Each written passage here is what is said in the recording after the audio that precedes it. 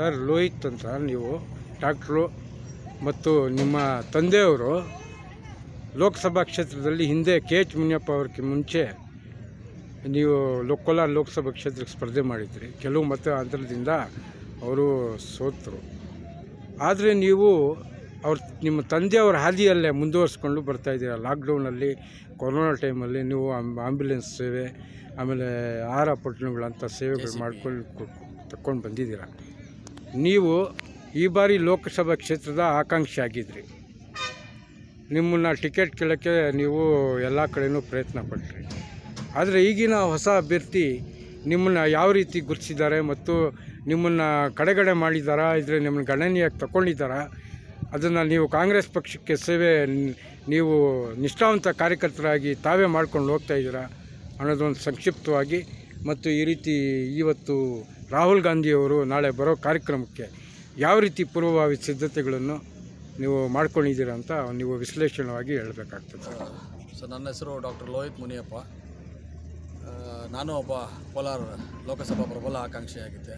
ಯಾಕೆಂದರೆ ಜಿಲ್ಲೆಯಲ್ಲಿ ನಾವು ರೇಣುಕಾ ಯಲ್ಲಮ್ಮ ಬಳಗದವರು ಹೆಚ್ಚಿನಲ್ಲಿರೋದರಿಂದ ಅದು ಒಂದು ಪಾಸಿಟಿವ್ ಇತ್ತು. ಮತ್ತು ನಮ್ಮದು ತಂದೆಯವರು ರಾಜಕೀಯ MP ಕಂಟೆಸ್ಟ್ ಮಾಡಿ 10,000 ಮತಗಳಿಂದ ಆಗ 11 ತಾಲೂಕಿತ್ತು. ಕೋಲಾರ ಜಿಲ್ಲೆ ಮತ್ತು ಚಿಕ್ಕಬಳ್ಳಾಪುರ ಜಿಲ್ಲೆ ಎರಡೂ ಸೇರಿ ಇದ್ದಿದ್ದು. ಅಂಥ ಟೈಮಲ್ಲೇ ನಮ್ಮ ತಂದೆಯವರು ಜಾಸ್ತಿ 10 ಮತಗಳಿಂದ ಸೋಲನ್ನು ಒಪ್ಕೊಂಡಿರ್ತಾರೆ. ಹಾಗಾಗಿ ನಾನು ಒಬ್ಬ ಆಕಾಂಕ್ಷಿ. ಬರೀ ರೇಣುಕಾ ಯಲ್ಲಮ್ಮ ಬಳಗದವರೇ ಅಲ್ಲ, ಎಲ್ಲರ ಜೊತೆ ಮುಸ್ಲಿಂ ಬಾಂಧವರು, OB ಬ್ಯಾಕ್ವರ್ಡ್ ಕಮ್ಯುನಿಟಿಯವರು, ಒಕ್ಕಲಿಗರು, ಎಲ್ಲರೂ ಮತಗಳು ನಮಗೆ ಬಹುಮತ ಬೆಂಬಲಿಸ್ತೀನಿ ಅಂತ ಹೇಳಿದರು. ಹಾಗಾಗಿ ನಾನು ಒಬ್ಬ ಆಕಾಂಕ್ಷಿಯಾಗಿದ್ದೆ.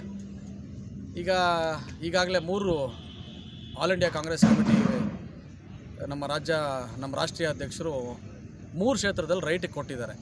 ಒಂದು ಬಿಜಾಪುರ, ಒಂದು ಕಲಬುರಗಿ, ಒಂದು ಚಾಮರಾಜನಗರ. ಇಲ್ಲಿ ರೈಟಿಗೆ ಕೊಟ್ಟಿರೋದ್ರಿಂದ ಲೆಫ್ಟ್ಗೆ 2 ಕೊಡಲೇಬೇಕಾಗಿರೋ ಪರಿಸ್ಥಿತಿ ಇತ್ತು ಕಾಂಗ್ರೆಸ್ಸಲ್ಲಿ.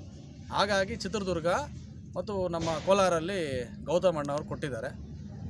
ಈಗ ನಮ್ಮನ್ನೇನು ಪರಿಗಣಿಸಿಲ್ಲ ಅಂತೇನಿಲ್ಲ, ಪರಿಗಣಿಸಿದ್ರು. ನಮ್ಮ ರಾಜ್ಯಾಧ್ಯಕ್ಷರು ಡಾಕ್ಟರ್ SL ವೈದ್ಯಕಟ್ಟ ರಾಜ್ಯಾಧ್ಯಕ್ಷರು ಕರೆ ಮಾಡಿದ್ರು, ಎಲೆಕ್ಷನ್ ಆಗಲಿ ಕೆಲಸ ಮಾಡ್ತಾರೋ, ಮುಂದಿನ ದಿನಗಳಲ್ಲಿ ಒಳ್ಳೆ ಸ್ಥಾನಮಾನ ಸಿಗುತ್ತೆ ಅಂತ ಹೇಳಿದ್ರು. ಹಾಗಾಗಿ ಕೆಲಸ ಮಾಡ್ಕೊಂಡು ಹೋಗ್ತಾ ಇದ್ದೀನಿ. ನನಗೆ ವಾರ್ ರೂಮ್ ಇನ್ಚಾರ್ಜ್ ಕೂಡ ಮಾಡಿದ್ದಾರೆ. ಎಲ್ಲರದ್ದು ಬೂತ್ ಲೆವೆಲ್ ಏಜೆಂಟ್ ಲಿಸ್ಟು ನಾನು ಕೊಡ್ತಾ ಬಂದಿದ್ದೀನಿ. ಬಂಗಾರಪೇಟೆದು ಕೊಟ್ಟಿದ್ದೀನಿ, ಮಾಲೂರ್ದು ಬ್ಲಾಕ್ ಪ್ರೆಸಿಡೆಂಟ್ ಮಧುಸೂದನ್ ಅಣ್ಣ ಜೊತೆ ಮಾತಾಡ್ಕೊಂಡು ಅದು ಕೊಟ್ಟಿದ್ದೀನಿ. ಈಗಾಗಲೇ ಒಳ್ಳೆ ಸ್ಥಾನಮಾನ ಕೊಡ್ತಾರೆ ಅಂತ ನಾನು ಬಯಸ್ತೀನಿ. ಮತ್ತು ವಿಶೇಷವಾಗಿ ಈ ಕಾರ್ಯಕ್ರಮ ಬಗ್ಗೆ ಮಾತಾಡಬೇಕಂದ್ರೆ, ವೈದ್ಯಕೀಯ ಘಟಕದಿಂದ ಈಗಾಗಲೇ ನಮ್ಮ AS ಈಗ ಮೀಟಿಂಗ್ ನಡೀತು ಬೆಳಗ್ಗೆ. SPG ಕಮಾಂಡರ್ಸ್ ಮತ್ತು ಅಡಿಷನಲ್ SP ಅವರು ಮತ್ತು ಇಲ್ಲಿರೋ ಬ್ಲಾಕ್ ಪ್ರೆಸಿಡೆಂಟು ಜಿಲ್ಲಾ ಅಧ್ಯಕ್ಷರು ಲಕ್ಷ್ಮೀನಾರಾಯಣ್ ಅವರ ನೇತೃತ್ವದಲ್ಲಿ ಈಗ ಜಸ್ಟ್ ಮೀಟಿಂಗ್ ನಡೀತು. ಮೀಟಿಂಗ್ ಮುಗಿಸ್ಕೊಂಡು ಬಂದಿದ್ದೀನಿ. ಯಾವ ಥರ ಹೆಲಿಪ್ಯಾಡ್ ಬರಬೇಕು, ಯಾವ ಥರ ನಮ್ಮ ಅಧ್ಯಕ್ಷರು ನಾಳೆ AICC ಅಧ್ಯಕ್ಷರು ಮಲ್ಲಿಕಾರ್ಜುನ ಖರ್ಗೆಜಿ ಅವರು ಮತ್ತು ಮಾಜಿ ಅಧ್ಯಕ್ಷರಾದ ರಾಹುಲ್ ಗಾಂಧಿಜಿಯವರು ಮತ್ತು ಮುಖ್ಯಮಂತ್ರಿಗಳಾದ ಸಿದ್ದರಾಮಣ್ಣನವರು ಹಾಗೂ ಉಪಮುಖ್ಯಮಂತ್ರಿಯಾದ DK ಶಿವಕುಮಾರಣ್ಣನವರು ಮತ್ತು ಎಲ್ಲ ಹಿರಿಯ ಮುಖಂಡರು ಆಗಮಿಸಿರೋ ಇದರಿಂದ ನಮ್ಮ ಕಡೆಯಿಂದ ವೈದ್ಯಕೀಯ ಘಟಕದ ಒಂದು ತಪಾಸಣೆ ಒಂದು ರೂಮ್ ಮಾಡ್ತೀರಿ. ಇಲ್ಲಿ ಬಿಸಿಲು ಈಗಾಗಲೇ ಇಲ್ಲಿ ಬಯಲು ಪ್ರದೇಶ ಆಗಿರೋದ್ರಿಂದ ಬಿಸಿಲು ಜಾಸ್ತಿ ಇರೋದ್ರಿಂದ ಅವ್ರಿಗೆ ಸುಸ್ತಾದರೆ ಗ್ಲೂಕೋಸ್ ಆಗಲಿ, ORS ಪ್ಯಾಕೆಟ್ಸ್ ಆಗಲಿ, ಟ್ಯಾಬ್ಲೆಟ್ಸು ಅವ್ರಿಗೆಲ್ಲ ಅರೇಂಜ್ ಮಾಡಿಸಿದಿರಿ. ಮತ್ತು ಇನ್ನೊಂದು ಏನಂದರೆ, ಇಲ್ಲಿ ನಮ್ಮ Bangarapete administrative medical officer doctor Vasanth ಅವರನ್ನು ಭೇಟಿ ಮಾಡಿ ICUನಲ್ಲಿ ಸುಮಾರು ಬೆಡ್ಗಳನ್ನು ಕಾದಿರಿಸಿದ್ವಿ. ಎಮರ್ಜೆನ್ಸಿ ಏನಾನ ಬಂದರೆ ಅಲ್ಲಿ ಕರ್ಕೊಂಡೋಗಿ ಅವ್ರಿಗೆ ಟ್ರೀಟ್ಮೆಂಟ್ ಮಾಡೋದು, ಇನ್ನು ಇತರ ಕೆಲಸಗಳು ನಮ್ಮ ಕಡೆ ವೈದ್ಯಕೀಯ ಘಟಕದಿಂದ ನಾವು ಮಾಡ್ಕೊಂಡು ಹೋಗ್ತಾಯಿದ್ದೀವಿ. ಸರ್, ನೀವು ಒಂದು ಮಾತು ಹೇಳಿದಿರಿ, ನಾವು KH ಮುನಿಯಪ್ಪ ಅವ್ರಿಗೆ ಟಿಕೆಟ್ ಅವ್ರ ಕಡೆಯಿಂದಾಗಲಿ ಅವ್ರಿಗಾಗಲಿ ಸಿಗದೇ ಇದ್ದರೆ ನಾನು ಬೆಂಬಲ ಯಾರಿಗೂ ವ್ಯಕ್ತಪಡಿಸಲ್ಲ, ಅಂದರೆ ನನಗಾದರೂ ಕೊಡಿ, ಇದ್ದರೆ ಅವ್ರಿಗಾದರೂ ಕೊಡಿ ಅಂತ. ಇವಾಗ ನಿಮ್ಮನ್ನು ಕಾಂಗ್ರೆಸ್ ಪಕ್ಷದಲ್ಲಿ ಕೋಲಾರ ಜಿಲ್ಲೆಯಲ್ಲಾಗಲಿ ರಾಜ್ಯಮಟ್ಟದಾಗಲಿ ನಿಮ್ಮನ್ನು ಗಣನೆಗೆ ತಗೊಂಡು ಈ ರೀತಿ ವೈದ್ಯಕೀಯ ಇದು ಒಂದು ಜವಾಬ್ದಾರಿ ಕೊಟ್ಟಿದ್ದಾರೆ. ನಾನು ಈಗಾಗಲೇ ಪ್ರೆಸ್ ಮೀಟಲ್ಲಿ ನಾನು ನಿಮಗೆ ಸ್ಪಷ್ಟವಾಗಿ ಹೇಳಿದ್ದೀನಿ, KH ಮುನಿಯಪ್ಪ ಅವರಿಗೆ ಈಗಾಗಲೇ ಸಚಿವರಾಗಿದ್ದಾರೆ. ಅವರ ಮಗಳಾದ ರೂಪಾ ಮೇಡಮ್ ಅವರು ಕುರುಕುಶಲ ಅಧ್ಯಕ್ಷರಾಗಿದ್ದಾರೆ. ನಾನು ಪ್ರೆಸ್ ಮೀಟಲ್ಲಿ ಸ್ಪಷ್ಟವಾಗಿ ಹೇಳಿದ್ದೀನಿ, ಅವ್ರಿಗೆ ಕೊಡಲಿಲ್ಲ ಅಂದರೆ ಯುವಕರು ನಮಗೂ ಅವಕಾಶ ಮಾಡಿಕೊಡಿ. ನಮ್ಮದು ರಾಜಕೀಯ ನೆಲೆ ಇದೆ, ನಾವು ಎಲ್ಲ ಡಾಕ್ಟರ್ಸ್ ಇದ್ದೀರಿ, ಈಗ ಕೆಲಸ ಮಾಡ್ಕೊಂಡು ಬಂದಿದ್ದೀರಿ. ಕೋವಿಡ್ ಟೈಮಲ್ಲಿ ನಮ್ಮ ಪ್ರಾಣ ಒತ್ತೆ ಇಟ್ಟು ಕೆಲಸ ಮಾಡಿದ್ದೀರಿ. ಎಷ್ಟೋ ಜನ ಕ್ಯಾಂಡಿಡೇಟ್ಗಳು ಕೋವಿಡ್ ಟೈಮಲ್ಲಿ ಈಚೆನೇ ಬಂದಿಲ್ಲ. ಹೌದು, ಎಷ್ಟೋ ಜನ ಬಂದಿಲ್ಲ, ನನಗೆ ಗೊತ್ತು.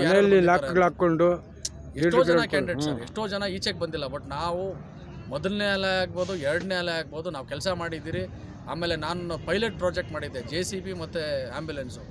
ಅದು ಕರ್ನಾಟಕ ರಾಜ್ಯದಲ್ಲಿ ನಾನೇ ಮೊದಲ ಬಾರಿಗೆ ಮಾಡಿದ್ದು. ಈಗಲೂ ನಾವು ಹೋಗಿ ಅವ್ರನ್ನ ಮಣ್ಣು ಮಾಡಿ ಬಂದಿದ್ದೀರಿ.